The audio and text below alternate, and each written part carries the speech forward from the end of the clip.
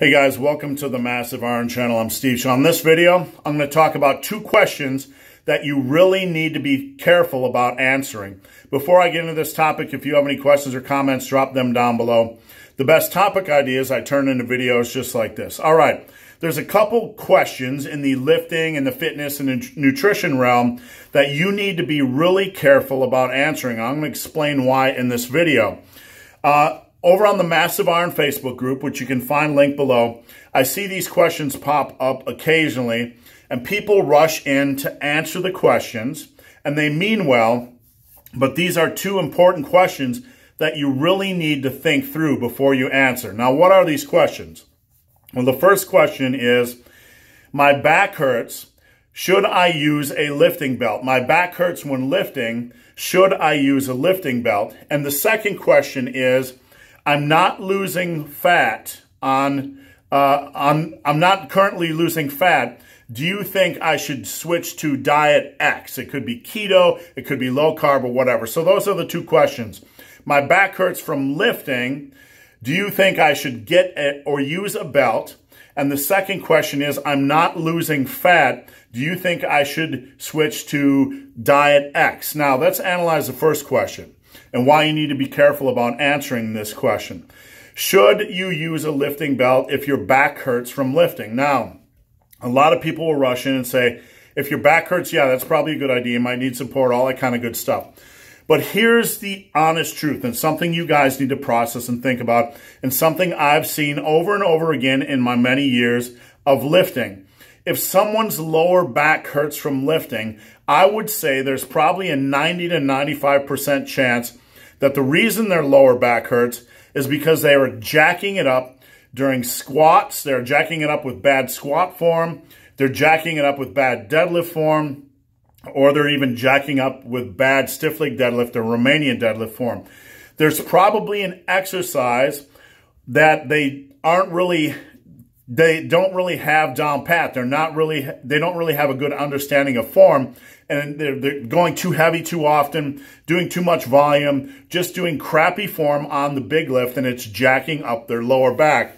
The first thing you want to do when somebody asks, should they use a belt because their lower back is hurting from lifting, you should ask them to look at their deadlift and squat form.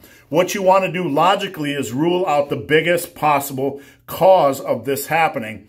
The biggest possible cause of lower back pains and strains is bad deadlift and bad squat form. So the next time somebody says, should I use a belt? My lower back is hurt, sore, whatever from lifting. You need to analyze the most logical cause of that, and that is squats and deadlift. You need to ask these people, let's see your squat form, let's see your deadlift form, let's try to fix that, and let's see if that might be a cause of your lower back injury.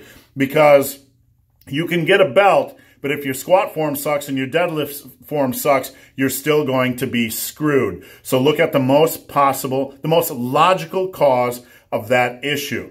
Now, the second question, I'm not losing fat. Should I try diet X? Should I try low carb? Should I try keto? Should I try vegan? Should I try this? Should I try that? Should I try carb cycling? Should I try calorie cycling? All that kind of nonsense. Should I try, who knows, the intermittent fasting? There's so many diets out there, right? Now, people will rush in and say, yeah, if you're not losing fat, that might be a good reason. It might be good to try this, that, and the other thing. The problem with that is, again, we're not looking at the most logical reason this person isn't losing fat. When you ask them, hey, how's your diet look? They'll say, my diet's really good. My diet's clean. I'm eating clean. My calories are in check. And people be like, okay, yeah, go ahead and try low carb. Go ahead and try keto, whatever.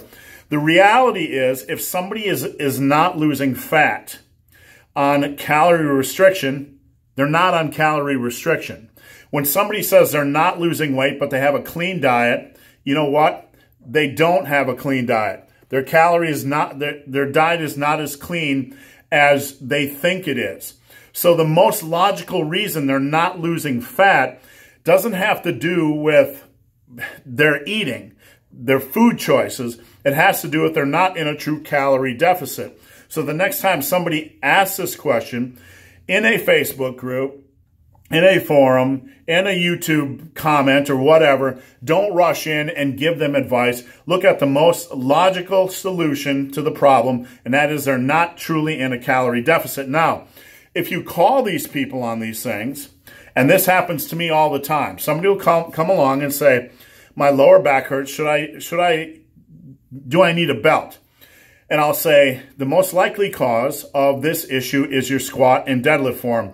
They'll come back almost 99% of the time and say, I'm pretty sure my squat and deadlift form is okay. And I'll come back and say, I'm pretty sure it's not okay. And I'm not saying that to be arrogant. I'm saying that to be realistic, because you know as well as I do, when you watch squat form videos on Instagram and YouTube and on Facebook, that most people don't have a very good squat or deadlift.